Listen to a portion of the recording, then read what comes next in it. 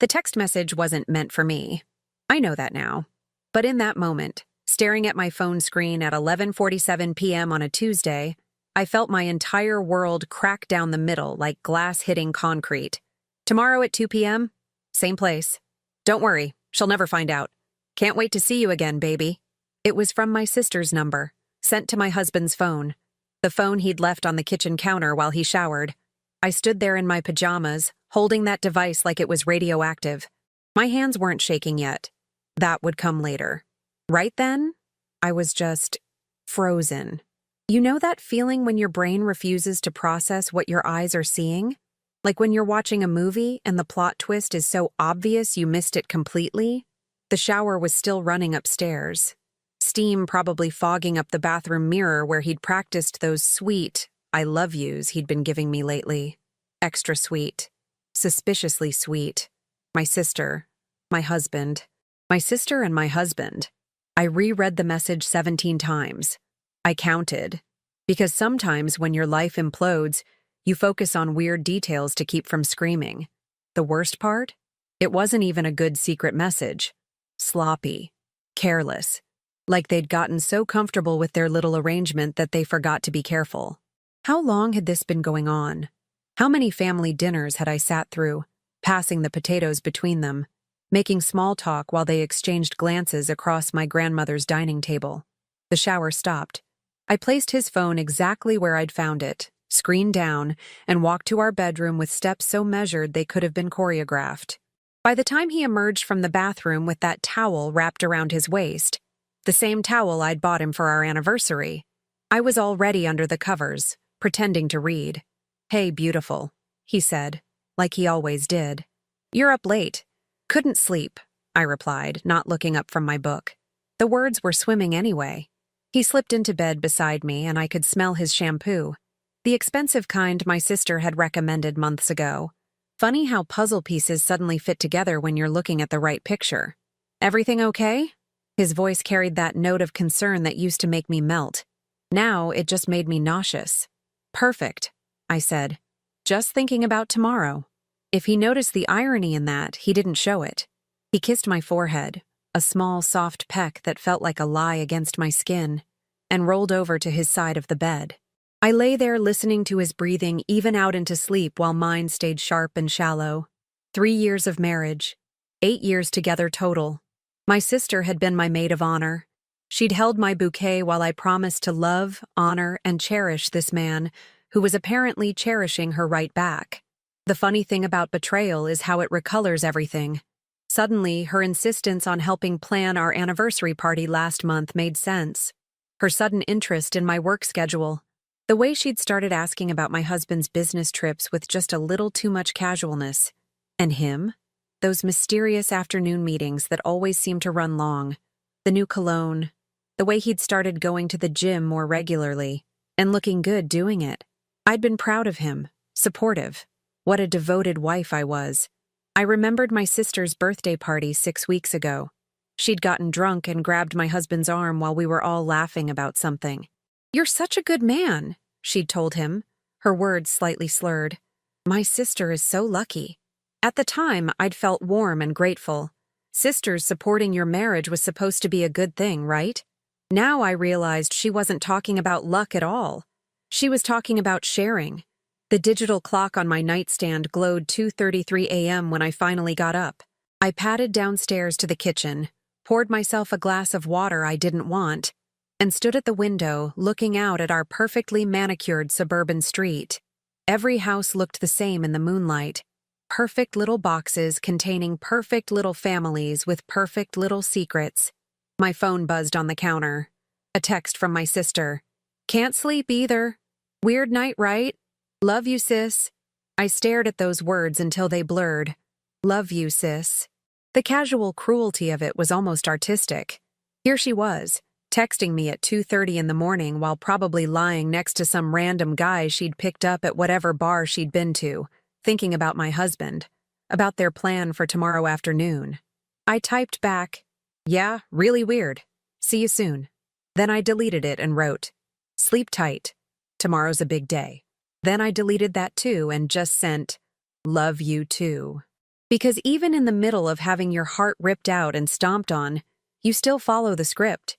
You still play the role. The devoted wife. The loving sister.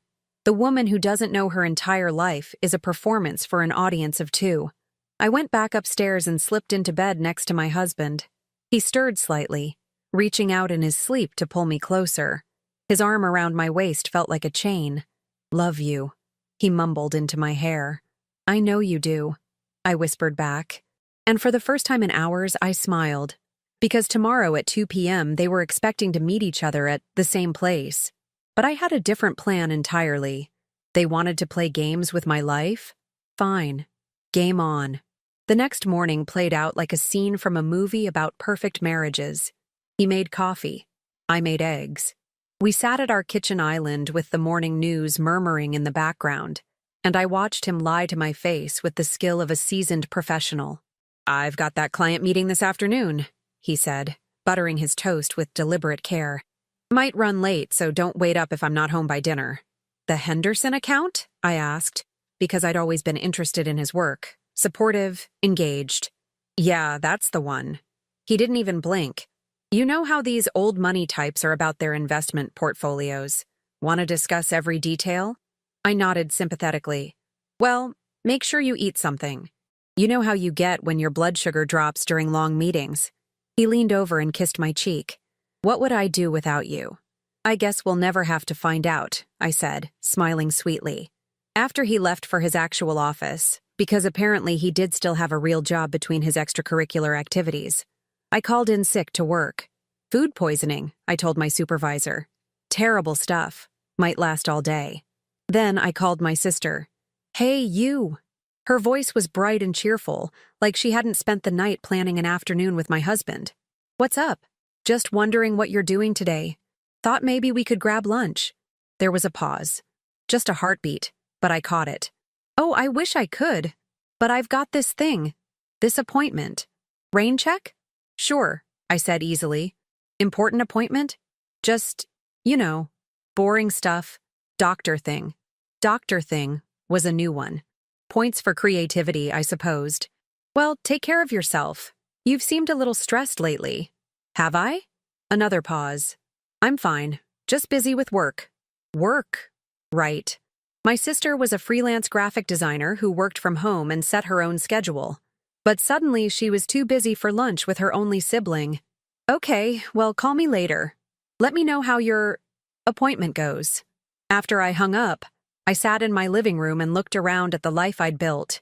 The throw pillows I'd carefully selected, the family photos on the mantel, including several of my sister and me, arms around each other, grinning like we shared the same dreams instead of the same man. The photo from our last Christmas stood out. My sister's hand was resting on my husband's shoulder in the group shot. At the time, I thought it was just casual family affection. Now I could see her thumb, just slightly caressing the fabric of his sweater. How had I missed that? I thought about confronting them, walking into whatever hotel or coffee shop they'd chosen for their rendezvous and making a scene. But that felt too easy, too expected. Where was the artistry in that? Instead, I spent the morning doing research. I went through old photos, old texts, old credit card statements. Amazing what you can find when you're actually looking. That charge at the boutique hotel downtown 2 months ago that he'd claimed was for a client dinner? The same day my sister had posted a selfie from a coffee shop across town that I now recognized as the hotel's lobby cafe. The pattern was there, clear as daylight once you knew what to look for. Afternoon meetings that coincided with my sister's mysterious errands. Business dinners that happened on nights she claimed to be working late on projects. My phone rang at 11:30. My sister again. "Hey, quick question," she said, and I could hear traffic in the background. "You don't happen to remember where I put my spare house key, do you?" "It's in the ceramic frog by your front door, same as always." "Why?" "Oh, I might have someone stopping by to pick something up. Just wanted to make sure they could get in." Someone stopping by. Right. "Anyone I know?" I asked innocently. "Just a friend." "You don't know them." The lies were getting lazier. It was almost insulting. "Well, have fun with your doctor appointment," I said. "Thanks. Love you, sis." There it was again. That casual little knife twist, disguised as affection. At 1:15 p.m., I got in my car and drove to the boutique hotel downtown, the same one from the credit card statement. I parked across the street with a clear view of the entrance and waited. My husband's car pulled up at 1:52 p.m. He stepped out wearing the blue shirt I'd ironed for him that morning, looking around nervously before walking inside. 8 minutes later, my sister's red convertible appeared. She was wearing a dress I'd never seen before, something low-cut and expensive-looking. I watched her check her reflection in her car's side mirror, smoothing her hair and applying fresh lipstick. The same lipstick shade I'd helped her pick out 3 months ago during our Sister's Day shopping trip. They hugged in the lobby. I could see them through the glass doors. Not a casual family hug. The kind of hug where your bodies fit together like they've been practicing. I sat in my car for another 20 minutes, watching the windows of the third floor where I'd seen them disappear. My hands were completely steady now. My breathing was calm. I felt like I was watching someone else's life fall apart, which was oddly liberating. At 2:30, I drove to my sister's house and let myself in with that spare key she'd so helpfully mentioned. I made myself comfortable on her couch and waited, and planned. Because the thing about being the devoted wife and loving sister is that you learn things, you pay attention. You remember details that other people forget, like passwords, like schedules, like the fact that my sister had always been careless with her phone, leaving it unlocked and unattended. Like the fact that my husband's biggest client really was the Henderson account, and their quarterly review meeting was actually scheduled for next week. Like the fact that I'd been supporting both of them financially in small ways for months, and I had access to more of their information than they'd realized. They'd made one crucial mistake in their little affair. They'd underestimated me. That was about to change. My sister's house smelled like vanilla candles and secrets. I'd always loved coming here before. It felt like a grown-up version of the bedroom we'd shared as kids, all soft textures and warm colors. Now it felt like a crime scene I was processing. I didn't snoop through her things like some jealous ex-girlfriend in a bad movie. I was methodical, clinical. I sat on her cream-colored sofa with my laptop and started documenting everything I'd discovered over the past 18 hours. Screenshots of credit card charges. Dates cross-referenced with my husband's work meetings and my sister's mysterious appointments. That photo from Christmas with her hand on his shoulder. Even the timestamp on last night's misdirected text message. But I needed more than circumstantial evidence. I needed something that would make them both understand exactly what they'd lost. At 4:17 p.m., my sister's phone buzzed on her coffee table. She'd left it behind in her rush to get to the hotel. Typical move for someone who'd never learned to be truly careful about anything. The message was from my husband. Same time next week? I can't get enough of you. I took a screenshot and sent it to my own phone. Then I scrolled through their conversation history. 3 months of messages. 3 months of my husband telling my sister things he used to tell me. 3 months of my sister responding with heart emojis and promises to keep their secret. The most recent conversation thread made my stomach turn. Him. I feel guilty sometimes. Her. About what? She's happy. She doesn't suspect anything. Him. I know, but she's your sister. Her. She's naive. She always has been. This doesn't hurt her if she doesn't know. Him. You're right. I love you. Her. Love you too. See you tomorrow. Naive. 27 years of sisterhood, and that's what she thought of me. I photographed everything, then put her phone back exactly where I'd found it. By the time they returned from their afternoon of adultery, I'd be long gone. But the trap would be set. See, the thing about being consistently underestimated is that people forget you might actually be listening. They forget you might be smart. They definitely forget you might be vindictive. My husband didn't know that I'd been quietly building my own financial independence for the past year. That consulting work I'd been doing for fun had actually been generating serious income. The separate bank account I'd opened for emergency expenses was now substantial enough to support me through whatever came next. My sister didn't know that I'd been documenting her tax evasion for months. All that freelance income she'd been accepting in cash to avoid reporting it, I'd been keeping track. I even had photos of the envelopes. Neither of them knew that I'd been seeing a therapist for the past 6 months. Not because our marriage was in trouble, but because I'd been having dreams about something being wrong. Intuition is a funny thing. Sometimes your subconscious figures things out before your rational mind catches up. Dr. Martinez had helped me understand that those anxiety attacks I'd been having weren't random. They were my body's way of processing information my brain didn't want to accept. She'd also helped me develop what she called emotional preparedness strategies. In other words, she'd accidentally taught me how to plan a perfect revenge. At 5:30, I drove to the office building where my husband worked. I knew his schedule better than he did, and I knew he'd stop by to catch up on paperwork after his hotel visit. Guilty conscience makes people want to overcompensate. I waited in the parking garage until I saw him walk toward his car, then I called his phone. "Hey, beautiful," he answered like he always did. "How was your day?" "Boring," I said. "How was your meeting with the Henderson people?" "Oh, long, detailed. We covered a lot of ground." "That's great, honey. I'm actually in the neighborhood. Want to grab dinner?" There was a pause. "The neighborhood? Which neighborhood?" "Downtown. I had some errands to run. I'm near that little Italian place we went to for our anniversary." Another pause. Longer this time. "Actually, I'm still at the office. Might be here late tonight. Rain check?" I could see him through his car windshield. He was sitting in the driver's seat of his BMW, lying to me while looking directly at the building where he was supposedly working late. "Of course, sweetheart. Don't work too hard. Love you." "I know," I said, and hung up. Then I followed him home, staying far enough back that he wouldn't notice. I watched him sit in our driveway for 10 minutes, probably composing himself, before he walked into our house and called out, "Honey, I'm home." I waited another 5 minutes before going inside. "How was the Henderson meeting?" I asked, appearing in the kitchen doorway. "Productive," he said, loosening his tie. "Really productive. I think we're going to land the account." "That's wonderful. You smell nice, by the way. New cologne?" He paused. "No, same as always. Maybe it's just, I don't know, different soap at the office bathroom?" I said.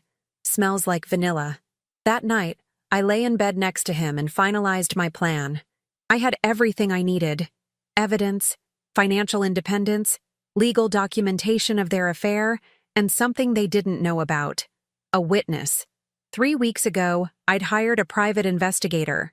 Not because I suspected anything specific, but because those anxiety dreams had been getting worse, and Dr. Martinez had suggested that sometimes taking action, even small action, can help manage anxiety. The investigator, a woman named Patricia who looked like somebody's favorite aunt, had been documenting their meetings for weeks. Professional photographs, timestamps, license plate numbers, hotel room numbers. Patricia had called me that morning, right after I'd discovered the text message. "I'm sorry, sweetheart," she'd said in her gentle voice, "but I think we have enough evidence now. Do you want to schedule a meeting to go over everything?" "Actually," I told her, "I think I want you to do something else first." Tomorrow was Friday. My sister always had her standing hair appointment at 2 p.m. on Fridays. My husband always played golf with his buddies at 3 p.m.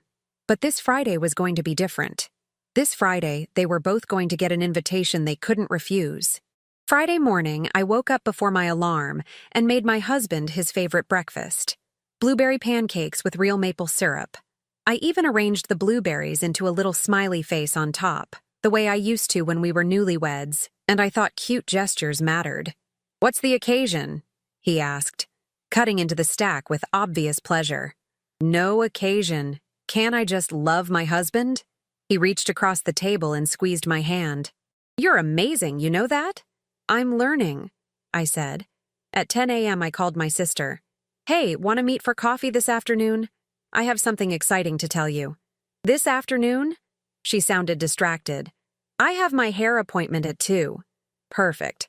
How about 4:30? That new place on 5th Street. Actually, I might be running late today. Can we do tomorrow instead?" "It can't wait until tomorrow," I said, letting a hint of excitement creep into my voice. "Trust me, you'll want to hear this news as soon as possible."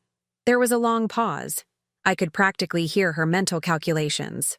"Okay," she said finally. 4:30, but I might be a few minutes late.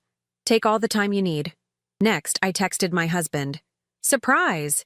I booked us a couples massage at that spa downtown. 4:30 today. Consider it an early weekend celebration. His response came back quickly. Today? I have golf with the guys. I already paid for it. Non-refundable. Please? For me? A longer pause this time, then. Of course. Anything for you. What's the address? I sent him the address of the coffee shop on 5th Street. At 3 p.m., I arrived at the cafe and chose a table by the window with a clear view of the entire place. I ordered a latte I didn't intend to drink and opened a book I didn't intend to read. Patricia, my private investigator, was already there, sitting at a corner table with her laptop and a stack of manila folders.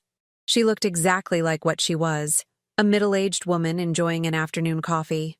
Nobody would give her a second glance. At 4:25, my husband walked in, looking around nervously. He was dressed in his golf clothes, khakis and a polo shirt, but he kept checking his phone and glancing toward the door. I waved at him from across the room. The confusion on his face was immediate and profound. He walked over slowly, like he was approaching a car accident. Honey? He said. Didn't you say the spa? Sit down, I said gently. We need to talk. He sat, still looking bewildered. I don't understand. Where's the couples massage? There is no couples massage, but don't worry. My sister should be here any minute now. The color drained from his face so quickly I thought he might faint. Your sister? Why would your sister be here? Because I invited her. The same way I invited you. At exactly 4:32, my sister walked through the door. Her hair was perfectly styled, and she was wearing a dress I'd never seen before. She spotted my husband immediately, and I watched her face go through the same sequence of emotions: confusion, recognition, and pure terror. She walked over like she was walking to her own execution. Hi, she said weakly, not making eye contact with either of us. Sit down, I said, gesturing to the empty chair between them. Both of you. For a moment, nobody moved. The silence stretched out like a rubber band about to snap. I said, sit down. My sister sat. Her hands were shaking. So, I said conversationally, how long have you two been sleeping together? My husband started to speak, but I held up my hand. Actually, don't answer that. I already know it's been 3 months. I know about the hotel. I know about the afternoon meetings. I know about the spare key and the vanilla candles and the fact that you think I'm naive. My sister made a small sound, like air escaping from a balloon. I also know, I continued, reaching into my purse, that you've been lying to the IRS about your freelance income. I placed a folder in front of her. That's documentation going back 2 years. Cash payments, unreported income, falsified expenses. Her hands were fully trembling now. I turned to my husband. And I know that you've been using our joint credit cards to pay for your hotels and dinners and gifts. Another folder hit the table. That's considered financial infidelity in a divorce proceeding, especially when there's documentation of the actual infidelity. We can explain, he started. No, I said firmly. You can't, because there's no explanation that makes this okay. There's no story you can tell that turns this into something other than betrayal. I looked around the coffee shop. Normal people having normal conversations, unaware that 3 lives were disintegrating at table 12. Here's what's going to happen, I said. I'm filing for divorce on Monday. I'm also reporting the tax evasion to the appropriate authorities. And just so we're all clear on the timeline, I've had you followed by a private investigator for the past 3 weeks. Patricia raised her coffee cup in a small salute from across the room. She has photos, timestamps, hotel records, and a very detailed report that will be submitted as evidence in our divorce proceedings. My sister was crying now, quiet tears streaming down her perfectly made-up face. Please, she whispered. I'm sorry. We're both sorry. I'm sure you are, I said. Sorry you got caught. My husband reached across the table toward me. We can work this out. It was a mistake. It didn't mean anything. It meant something to me, I said. It meant that the 2 people I loved most in the world decided I was worth less than their afternoon entertainment. I stood up and put on my coat. Oh, and one more thing. I called Mom this morning and told her everything. She's expecting you both for dinner Sunday night. Something about wanting to have a family discussion about loyalty and consequences. The look of horror on both their faces was almost worth 3 months of pain. Enjoy the rest of your afternoon, I said. I hope it was worth it. I walked out of that coffee shop and into the rest of my life. 6 months later, I was sitting in my new apartment, a bright, airy place with hardwood floors and windows that actually opened, when my lawyer called with the final news. The divorce is official, she said, and the settlement is exactly what we discussed. The house, half his retirement account, and spousal support for 18 months. What about my sister's situation? The IRS audit is proceeding as expected. She'll likely owe substantial back taxes plus penalties. Her accountant suggested she might want to consider a payment plan. After I hung up, I poured myself a glass of wine and sat on my small balcony, watching the sunset paint the sky in shades of pink and gold. My phone buzzed with a text from an unknown number. I know you probably don't want to hear from me, but I need you to know how sorry I am. What we did was unforgivable. I miss my sister. I stared at the message for a long time, then deleted it without responding. The truth was, I did miss her sometimes. I missed the version of her I thought I knew. I missed believing that my marriage was solid and my family was loyal. I missed the naive woman I used to be, the one who made smiley face pancakes and ironed shirts with love instead of resentment. But I didn't miss the anxiety dreams. I didn't miss the feeling that something was wrong without knowing what. I didn't miss making excuses for people who didn't deserve them. My therapist, Dr. Martinez, had warned me that recovery from betrayal wasn't linear. Some days I felt strong and vindicated. Other days I felt lonely and wondered if I'd overreacted. But most days, I felt something I hadn't experienced in years: peace. My ex-husband had tried to contact me a few times in the beginning. Apology texts that felt more like attempts to negotiate than genuine remorse. I'd blocked his number after the third message that started with, "If you would just listen to reason." My mother, bless her heart, had indeed invited them both to Sunday dinner that first weekend. According to my cousin, who heard it from my aunt, it had been a legendary display of maternal disappointment. My mother, a woman who'd raised 4 children and buried 1 husband, apparently had some things to say about family loyalty and personal integrity. My sister had moved back in with our parents temporarily after the IRS situation made her apartment unaffordable. My ex-husband had moved into a studio apartment across town and was reportedly trying to rebuild his client base after several people heard about the divorce and decided they preferred to work with someone who honored his commitments. As for their relationship, apparently, sleeping with your sister-in-law loses some of its appeal when you're both facing real consequences. They'd stopped seeing each other within a month of that coffee shop confrontation, according to Patricia, who'd kept monitoring the situation out of professional curiosity. Funny how these things work out, she'd told me during our final meeting. Most affairs don't survive public exposure. Too much reality, not enough fantasy. I'd started dating again recently. Nothing serious, just coffee with a man I'd met at a bookstore who made me laugh and didn't seem to have any complicated relationship history. He didn't know about my past yet, and I wasn't ready to share it.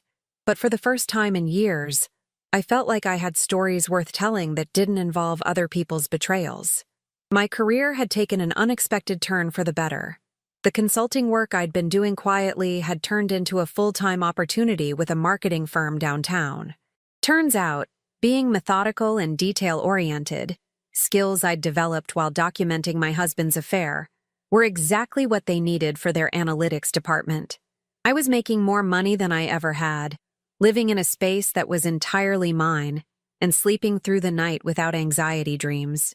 Sometimes I wondered what would have happened if I'd confronted them privately, tried to work things out, chosen forgiveness over justice. But then I remembered the casual cruelty in my sister's text messages, the ease with which my husband had lied to my face, and I knew I'd made the right choice. They'd gambled with my trust and lost everything. I'd gambled with my comfortable life and won something better: self-respect. My phone buzzed again. This time it was my cousin, inviting me to her daughter's birthday party next weekend. A normal family gathering with normal family drama. The kind where the biggest scandal is someone bringing store-bought dessert to a potluck. I texted back, "I'll be there. Should I bring anything?" "Just yourself," she replied. "That's always been enough." I smiled, finished my wine, and went inside to start planning my weekend. For the first time in years, I was looking forward to tomorrow.